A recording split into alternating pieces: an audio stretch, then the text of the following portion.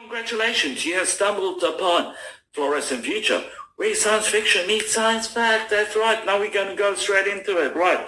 We're going to be doing electric cars today because this over here is a series of episodes, 4 to be exact, where we discuss the electric vehicle. Why was it suppressed? Who's holding it back? But this one in particular, we're going to be talking about the two-seater electric city cars, people. Right. Now, the whole idea of this, all the way through history, these things were being proposed because they were fantastic. They wanted to make sure that every single person, we're talking the little man in the street, would be able to afford their own form of transport, their own car. They wanted to make sure that traffic congestion was a thing of the past. They wanted to lower the price of the parts. They wanted to simplify the mechanics of the car. Where did it all go wrong? Why was it suppressed? Why was it thrown away? Now, if you're going to go looking for a conspiracy, you will find one if it's there or not.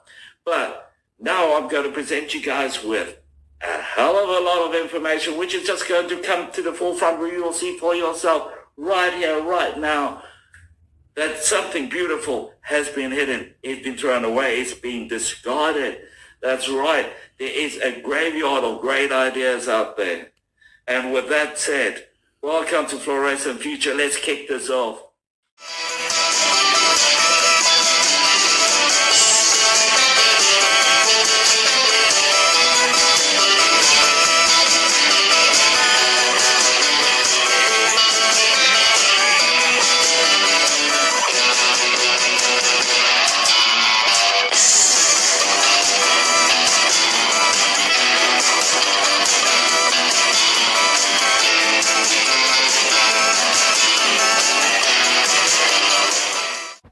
In 1942, the French decided they're going to reconceptualize what a car is, and they got it right.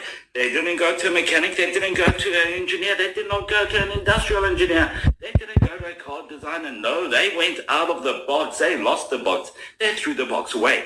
They got hold of a guy called Paul Arzenz. Now, Paul Arzenz, I'm pretty sure you heard of him. He's an artist, he's a fine painter, he does paintings which are absolutely gorgeous, and they got him to design cars. And this disco ball of grandiosity, this absolute literary perfection behind me is what they came up with, what Paul Arzenz came up with. Now you're thinking to yourself, wait, an artist came up with that? Yes, they needed an artist to do it because the French decided that it's time for the car to have a fresh perspective, and they got that right. Now remember, it's 1942 and this is what they came up with.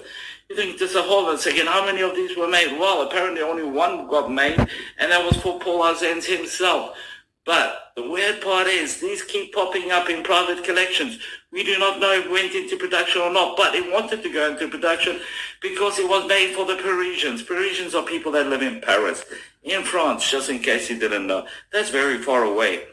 Now, the whole idea of this car over here was that it's light, easy to control, and above all, they wanted to make sure that every single person in Paris could afford this.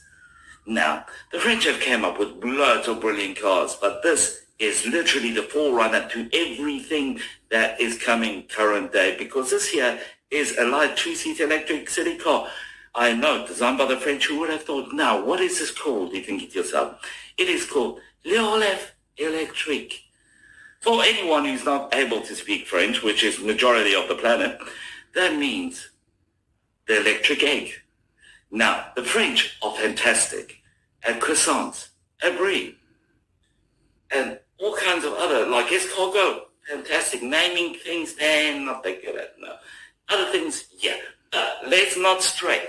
Let's try to get to the point that the French are absolutely fantastic when it comes to design, and this is proof of it. Now this over here has got loads of mystery of how many of these were made, because private collectors and investors do have a few, and they said only one was made, but this is all total bollocks. But I'm not going to go into conspiracy here. What I'm going to go into is that this was not put into mass production because it should have been.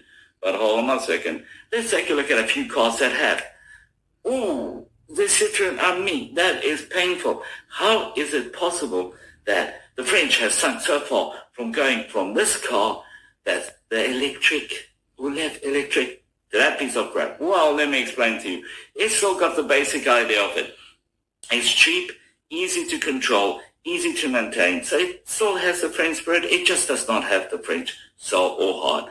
But when you take a look at dummy, the first thing you think of is manga, Japanese cartoons, anime, because it looks like something from a science fiction cartoon that is made by the Japanese. It's got absolutely no French flair to it at all. It's got no je ne sais quoi. But I do commend this car because the Ami over here, unlike the electric, or Lev electric, if you crash the Ami, it's no big loss. If you destroy it, who cares? Now it's time for the curious case of the EX2 by Toyota. This car over here was road tested in 1966, 67, 68, and in 1969 it was unveiled at the Tokyo Motor Show. This car over here is absolutely beautiful. Toyota excelled, and I may I say excelled in capital letters, because this car is fantastic. It is beautiful. Now the weird thing about this car, it's like the Swiss Army knife of cars. Looking at that going, what, that thing over there? Yes. Now, officially they made 4 variations on this car. And officially they didn't actually make many of these cars because they first wanted to see how the public would react to it, not just in Japan but abroad. Now, the weird thing about this car is apparently they only made 4, but I managed to track down 6. When talking to other people, they said there were 9 variations. This is like the Swiss Army knife of 2-seater electricity cars because there's something for everyone. It is perfect for all your utility needs, including the housewife taking a trip to do her grocery shopping, or the student. The list of things that this car can do is endless. As you can see, the pictures that are going up behind me, this car had versatility down to a T. What happened to it? Well, we don't know. More of these cars were actually crushed than were created. Now you're thinking to yourself, how is that possible? Apparently there was a clerical error. Now Toyota is not one to forget to write things down, but this is one instance where they actually did.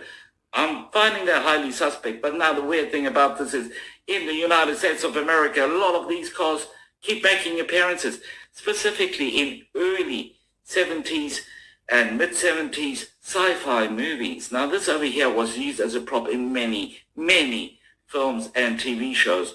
Now, no one knows anything about it and it just faded into obscurity. Now, the fact that this is not going to manufacture is a travesty, not just against the auto industry, but to mankind itself. Look at this thing. It is absolutely fantastic. Now, clearly, I'm going to be biased towards this car because this car over here is the best thing to have ever been built. I cannot praise it enough. Clearly, it's my favorite car of all time. That's right. It's Electron. It's Amitron. Why does it have 2 names? Because they rebranded it. Now, why would you possibly rebrand perfection? Well, it turned out they started making this car in 1964. And then in 1967, they released it. It gave AMC, American Motor Corporation, gave this car road presence all the way back in 1967. And then re-released it in 1969, saying that 1969 was going to be the year of the electric car in the United States of America. Few people have actually heard of this, but apparently there was a massive drive to push this car to the forefront. Where did it go? What happened to it? Most people don't even know about it. And remember, it's an American Motor Corporation's car. How is it possible that this car has been forgotten? Now, delving into this thing's past, I kept coming up with really weird answers. Namely, they changed the specs of this car twice to improve it. Twice. Now this car over here was made with love and affection. They literally walked into a commune, got hold of a couple of people wearing sandals that had unwashed long hair and said, right, you guys are going to have to come up with a perfect car for the next generation. We're going to revolutionize how we perceive the car. Now this car over here had the coolest top. Now the doors of this car and the roof sort of like folded up all together. Now to get any information or even photos on this thing is near impossible. Now, I loved this car from the moment I saw it when I was a child, and I still love it, or I can even say I love it even more today. Now, information on this car is sketchy as hell. We do not know how many of them were manufactured or why American Motor Corporation pulled it. Now, this poor car over here has got one hell of a checkered history because they tried to keep it suppressed, they tried to break it down, they tried to destroy it, and it did not budge. This is one of the cars in history that you can actually say fought back, literally fought back. This over here was produced as city car in 1974. Now this thing's went into full production, and they only stopped production in 1982. Now this electric car over here changed the name from city car to commuter car, and then the Norwegians got their hands on it and they changed it to commuter van because they came up with a van version of this. Yes, this over here is literally what managed to force progress into the forefront of the public eye. And this electric car over here was used by loads of different institutions. Now you're thinking to yourself, right, wait a second, it's ugly as hell. You're right. Now, the reason for that is Sebring and Vanguard, two companies that decided to merge, had this president of the company that really thought he could design cars. Either that or a 7-year-old got involved because it's bloody ugly, but that's not the point. The point is that it actually did work and it persevered all the way through. Now, these cars, believe it or not, are still on the road and they're still rocking it because they are a novelty now. Now, this over here is going to sound like a made-up number. I guarantee you it is not. They manufactured 4,444 of them. They got a thing with fours. Now, I absolutely love the fact that this car's in existence despite the fact that it's ugly. So I'm not going to mock it. I'm not going to mock it. All I'm just going to say is city car or commuter car, if you like, absolutely fantastic. They tried to keep it off the roads with loads of bogus city concerns of safety in the cities because they said this over here is not more than a go-kart, and they tried to destroy it on many health and safety and all kinds of issues, and it just persevered and we beat everyone down as still about. Good going. Dull, dreary, drab, or just a few words that come to mind when you think of the Enfield 8000, but little known fact that this car over here was going to take on London, United Kingdom, England, naturally. Now, several cars were actually proposed to kind of take over the roads in England, and this Enfield 8000 was one of the cars that was proposed. It had everything that the English commuter wanted. Now you're thinking to yourself, it's an electric car. How on earth are you going to charge it? Like an idiot that I am, I decided I'm going to go look for some plastic charging points because I thought it would be great for my content. Where I found one of these classic plug sockets where you would plug your Enfield 8000 into. There were a few of them in Knightsbridge, which I did not find. There were a few of them work with me in White City, which was totally redeveloped apparently. And there were a couple of them in Holland Park, which I did not find. But I did have a really great day out. Oh, and a couple in Earl's Court, which I also didn't find. So I just had a really good skate. But that's not what we're talking about. We're going to talk about this very uninspired car over here called the Enfield 8000, which was going to take over the UK with a massive, massive storm because it had everything amped up, pumped up to make its appearance, not just as a car, but something that would put England on the map, because this electric car was going to be the best of the best, and they had no doubt in their minds that this was going to work. Anyway, no one's heard all this. So anyway, guys, beautiful car over here, Enfield 8000, that just vanished, despite the fact that it was in production. We're all aware that Ford UK isn't even a proper car company. It is a joke. It is a very, very bad attempt to kind of bring an American brand over to Europe to actually make it work, which it doesn't. Every single thing that Ford UK makes is an absolute travesty. And the commuter car was no different. In the late 60s, early 70s, they tried something called the commuter car. Now, this episode is about two-seater electric city cars, and the commuter car has got 4. Now, that is where you're wrong. This over here is not a 4-seater, it's a 2-seater. If you take a look at the back, you would realize that the 2 seats at the back cannot accommodate kids. They do if you slice them really thin and put them in Tupperware containers and then stack them above each other. That's the only way another living being or ex-living being could fit into this car. It was a death trap. They didn't try to make this car at all plausible for human usage. They just wanted to throw something out because they knew that the electric car revolution was coming and they need a small compact city car to kind of compete with the other big players. This car was very, very dangerous and very badly thought out.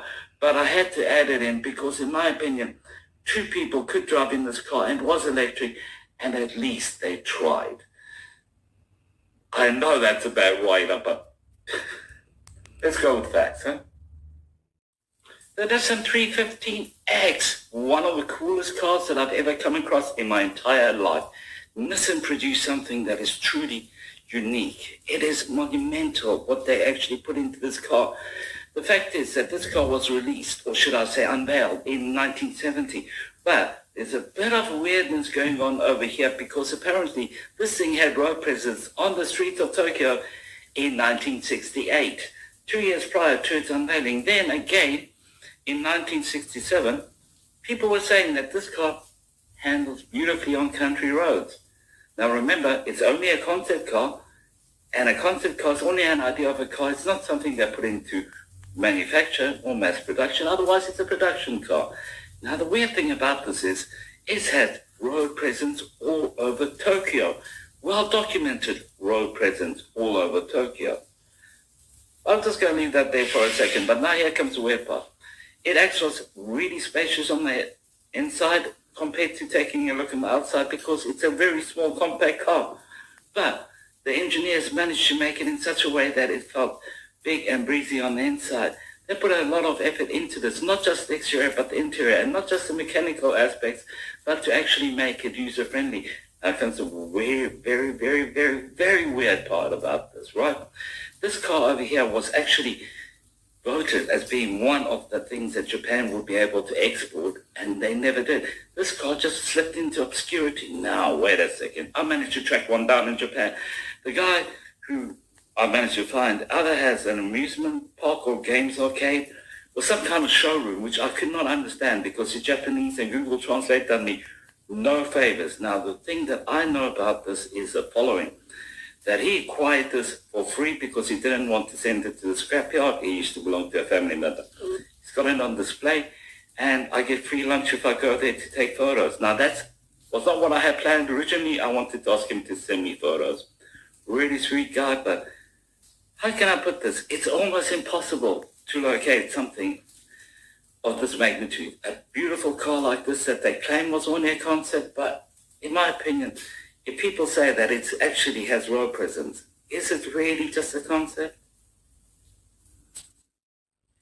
Now, for one of the grooviest things that I've come across in my life, it is fantastic. I can't believe General Motors has struck again, and they've done it well.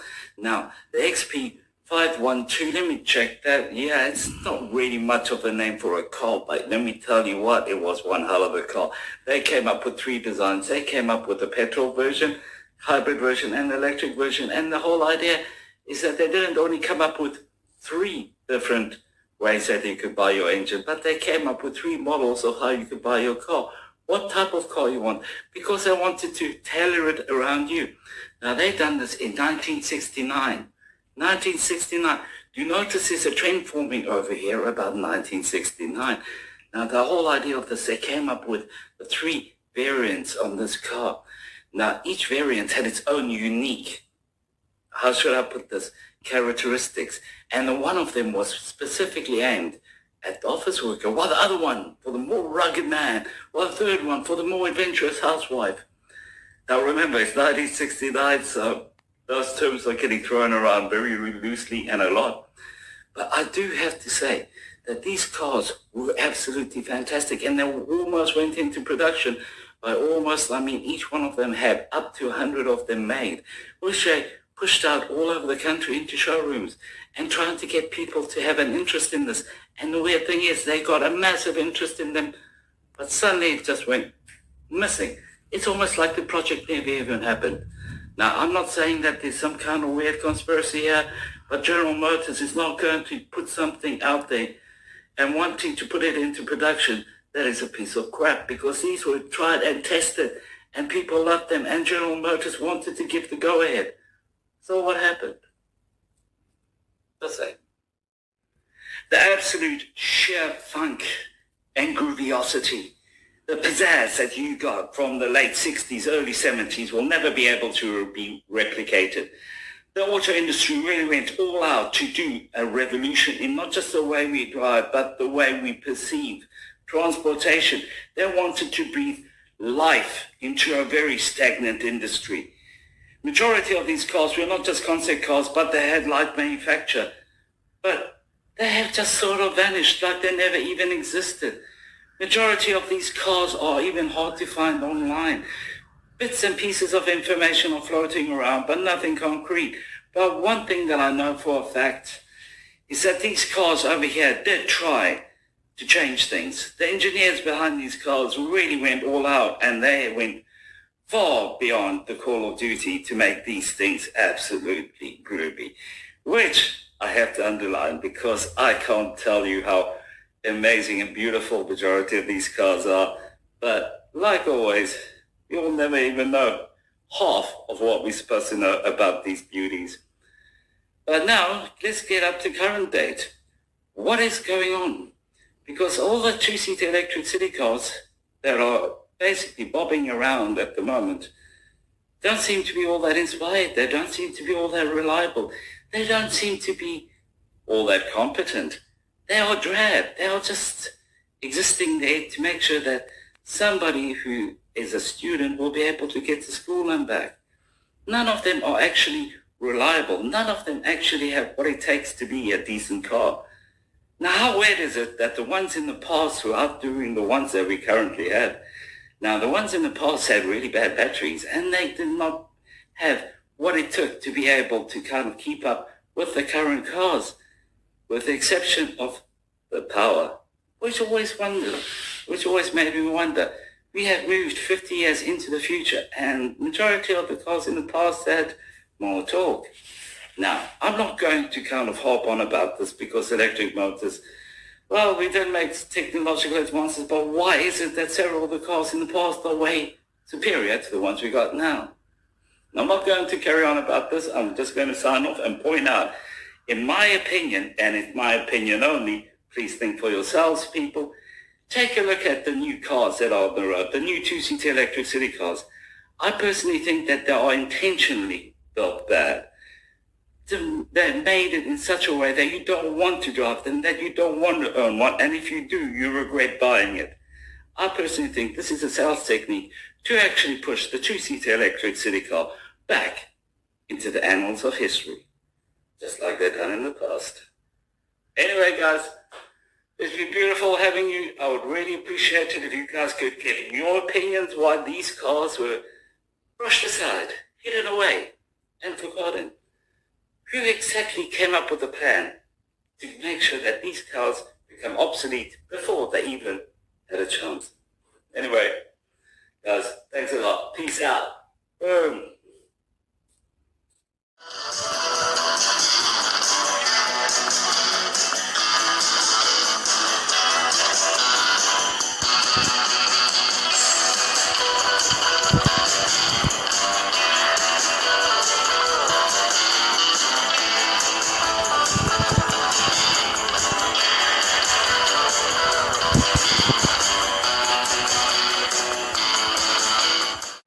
Okay, guys, I kind of forgot to mention one or two things. Right, I need you guys to like, subscribe, notification bell, and guys, go into the comments, give your opinions, have a bit of a chit chat. Excellent, guys. Peace.